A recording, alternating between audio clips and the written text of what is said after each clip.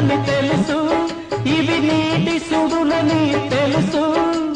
జోరు వానలో నీటి సుడులలో మునగ తప్పదని తెలుసు. అయినా పడవ ప్రయాణం